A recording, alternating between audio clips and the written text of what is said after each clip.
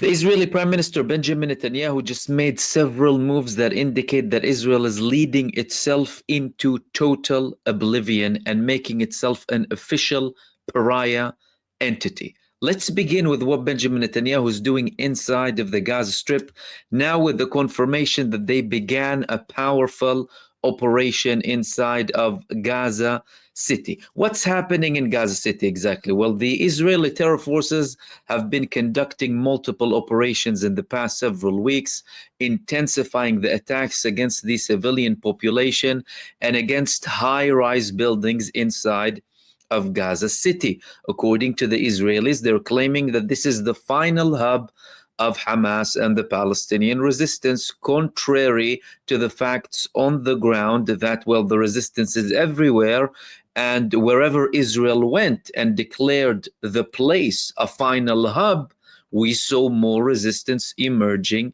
and continuing to remain there after the Israeli attacks, such as in Rafah or Khan Yunis or in Beit Hanun, just next to the borders with Israel. So what is Benjamin Netanyahu talking about? Well, if we note the terminology, Benjamin Netanyahu is saying that we began a powerful operation in Gaza. He made this statement yesterday.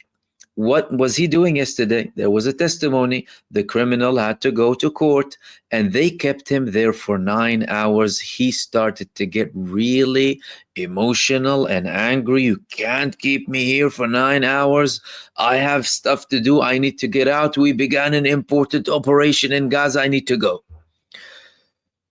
They had to keep him there anyway, but he said we began a big operation, not confirming that they began the so-called Gideon's Chariots B or Netanyahu's Wheelchair B, but a big operation on the ground.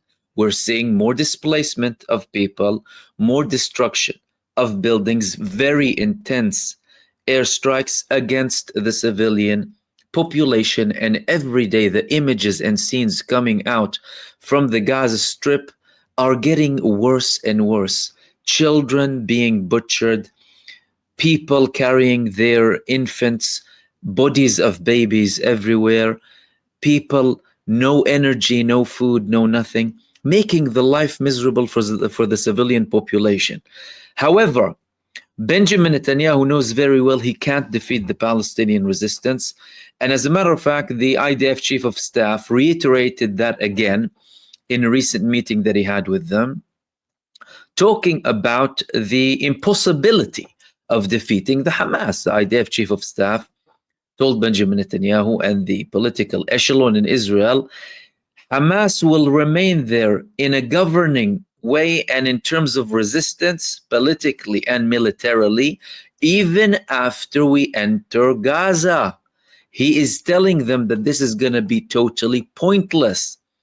Many in Israel are saying now Netanyahu handed the death sentence for the remaining prisoners of war who Israel is claiming are remaining inside of Gaza City. Although really and truly, Israel doesn't really know where all of them are. There's a very big likelihood that some of them will be in Gaza City, and the resistance, as a matter of fact, also threatened Israel that they will be affecting the lives and putting the lives at risk of the Israeli prisoners of war. Now, in Israeli media, they are forced to try and sell it to the public as if it's something and as if something's going to happen, and this is going to be some sort of a maneuver, and it's going to be a maneuver that is going to take place slowly, right? A staged entry, 2,000 remaining in the city, or the hardcore of Hamas, the typical BS that we've been hearing for the past 2 years without anything being substantiated. They want to cover up for the fact that they have a psychopath leading the country. And talking about a psychopath leading the country, Benjamin Netanyahu made one of the most absurd speeches recently, and he spoke about many things. He spoke about China and Qatar being enemies who are controlling the social media and having campaigns against Israel, talking about how much Israel is suffering because of social media, and the Muslims in Europe affecting the governments, and the fact that Israel has to spend unprecedented amounts to try and shift the opinion, the public opinion, because social media. Of course, not really talking about the fact that people post on social media. He was very worried about the lack of influence now in relation to corporate media as well, trying to, of course, come up with these excuses. Oh yeah, they're brainwashing them, and it's funded, not like it's natural from the population and there's already suppression from social media. No, but that it's a campaign, it's paid for by China and Qatar, who he's calling enemies, by the way. Benjamin Netanyahu is calling Qatar an enemy. He's also all of a sudden against China as well, the statements against China. And he refused to confirm whether Israel would stop attacking Hamas leaders anywhere in the world. And the other day we had an Israeli rabbi who said, we will get to them even if they're in England. Look, everywhere in the world. So what are you gonna do exactly? Some of the leaders of the Palestinian resistance, they go to Russia too. Are you going to attack them in Russia or in Turkey? Or what are you going to do? These people are going insane. Anyway, I wanted to share a part of this video, especially the Sparta part, okay? The Sparta part of the video, and a couple of things that Benjamin Netanyahu, and please listen carefully, mentioning about the blocks in the world and where Israel is positioned exactly inside of the... Let's listen. בלוק של ארצות הברית, בלוק של היריבות של ארצות הברית, זה מתחלק לבלוקים אחרים, ואנחנו לא שייכים לאף בלוק. Did you hear that? Benjamin Netanyahu said that the world is now splitting into multiple blocks. It's no longer the bloc of the United States versus its enemies, and we are not belonging to any bloc. We do not belong to any bloc. That means he's saying we don't belong to the bloc of the United States. Are there certain things happening in the background that are very, very far from what we're seeing in statements and in the mainstream media? Let's have a look at what he continues to say. אנחנו סופגים את ההתקפות האלה, ואנחנו נעשה הכל כדי לצמצם אותם. למה אני מספר לכם את זה? זה מבוא למה שרציתי לומר לכם. א', יש לנו יתרונות מסוימים גם שרוצים לבודד אותנו. הנה היתרון האחד הברור פה, זה יתרון של יכולת טכנולוגית ומדעית, שהיא פשוט יוצרת אינטרס של אחרים, זה ברור שאנחנו עושים את זה. וב', אנחנו נצטרך יותר ויותר להסתגל לכלכלה בדברים מסוימים שיש לה סממנים אוטרקיים. המילה הכי שנואה עליי. אני חסיד השוק החופשי, אני עבדתי עם כמה מכם פה, לא רואה אתכם בקהל, אבל...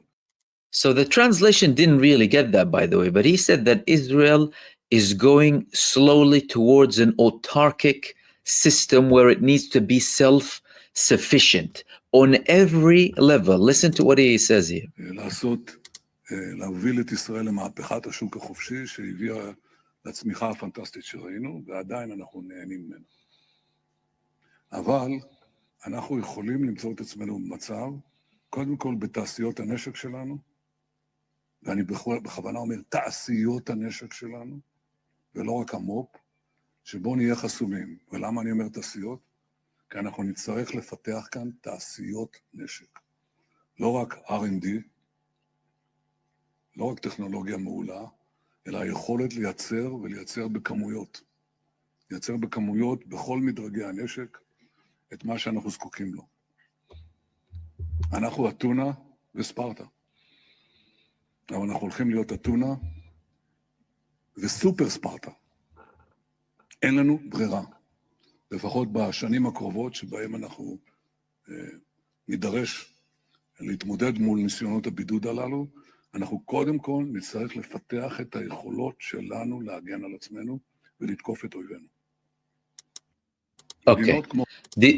Listen, there are a few things here that are very important. Number one, there have been fierce responses coming from Israel about this, about Netanyahu taking Israel into the abyss, leading Israel towards terrible days. But there are many indications in this speech of Benjamin Netanyahu that things are happening in the background that we might not exactly hear of. Number one, the fact that Israel is not belonging to any bloc, doesn't belong to any bloc, especially the United States bloc. How can you even say that it doesn't belong to any bloc? Then the fact that Israel has to rely on manufacturing all of its weapons. Well, if you're saying you're not in the United States bloc, and if you need to be self-reliant on anything to do with levels of weapons manufacturing on every basically level, who'd you get your weapons from? The majority of your weapons from the United States. Why is the push to be self-reliant when you're also declaring that you're not going to be reliant on the United States? Is something happening there that is leading Benjamin Netanyahu to say that, with threats from the United States that haven't been declared about them stopping to fund Israel or stopping to arm Israel with whatever it needs? This is a statement of a person who is in panic mode. Another thing that Benjamin Netanyahu mentioned here, which is very important, years ahead, he wants to lead Israel to years of war. This is a direct confirmation that Benjamin Netanyahu doesn't want to stop the war. He wants an eternal war so that he can preserve his position as a head of state in Israel, election or no election, or even if he cancels the election, which is on the table, by the way. That's another option that he's seriously considering now, canceling any elections next year under the excuse that Israel is in a state of emergency and cannot handle any sort of elections. This was an option that many in Israel also warned from previously, not just from abroad. Thirdly, Super Sparta, or the fourth thing, Super Sparta. Sparta ended with destruction. Comparing yourself to Sparta and all of a sudden telling the people that we need to be Super Sparta. Super Sparta for who? So you can preserve your position. Now, of course, the market, especially in Israel, they took this with very, very badly. They took this really, really badly, and they made multiple statements against Benjamin Netanyahu. There were multiple publications about the people in the finance industry, of course, executives and top figures, saying that Netanyahu needs to stop this march to the abyss. The Business Forum, which includes about 200 owners and managers of the largest companies in the economy, responded sharply to the Prime Minister's statements. The government's policy is leading Israel into a dangerous and unprecedented economic and political slump. This is not Sparta here. They are publishing a list of steps calling for an immediate change of direction for the benefit of the citizens of Israel. They claim the vision presented by the Prime Minister will make it difficult to survive in the global world. And there were more people threatening with what Israel is doing now, especially leading figures, columnists, analysts in the right wing of Israel. One of them was this article here. The words are gone, the protests have been crushed. We are entering the era of the dark ages. That was a man called Ben-Dror Yemeni, a right-wing columnist, racist approach as well, who liked Benjamin Netanyahu at one point as well. Contrary to the opinion of all professional sources, the IDF is entering Gaza City. In addition to the expected heavy price, the political and international failure is also known in advance. We are becoming Super Sparta, the Prime Minister declared. Doesn't he remember that Sparta, which lived by its sword, eventually collapsed? Clear criticism for Benjamin Netanyahu and what he's doing to the state of Israel, dragging it into oblivion. Benjamin Netanyahu is planning clearly to go ahead with a campaign inside of the Gaza Strip and also outside of the Gaza Strip now with the recent attack against Qatar, and lead to an escalation after escalation and an ongoing war for his own sake.